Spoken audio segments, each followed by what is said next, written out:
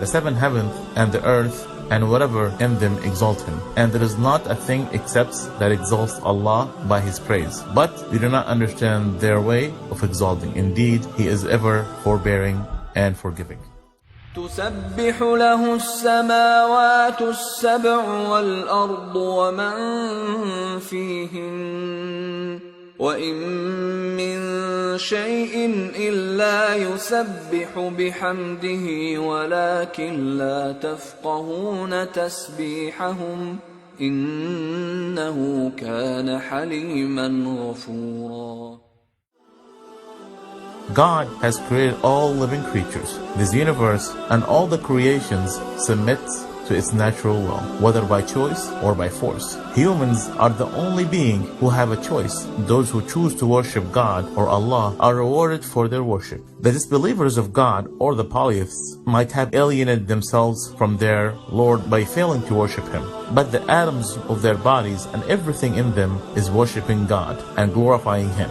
Yes, because our understanding, our perception are limited, we are unaware of how they are glorifying God, and we are unable to understand its nature of worship. That's why God said in the Quran, the seven heavens and the earth and all that is therein glorify Him, and there is not a thing but glorifies His praise. But you don't understand their glorification. Truly, He is ever forbearing and forgiving. What this means that every created being is in a state of submission to Allah and worship Him in a manner appropriate to its situation. The sun, the moon, the stars, the trees, and the animals all in a state of subjugation to Allah and prostrate to Him, and all of them worship Him in an appropriate manner. The word Muslim means the one that submits to God's will.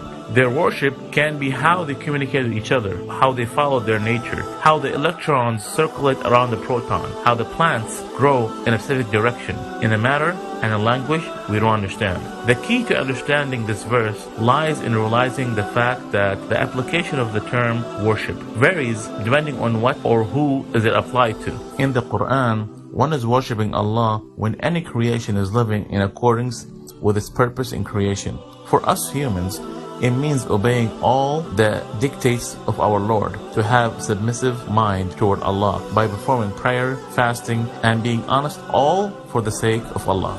The design and a thumbprint of the Creator and how they submit to Him is seen in all of God's creation.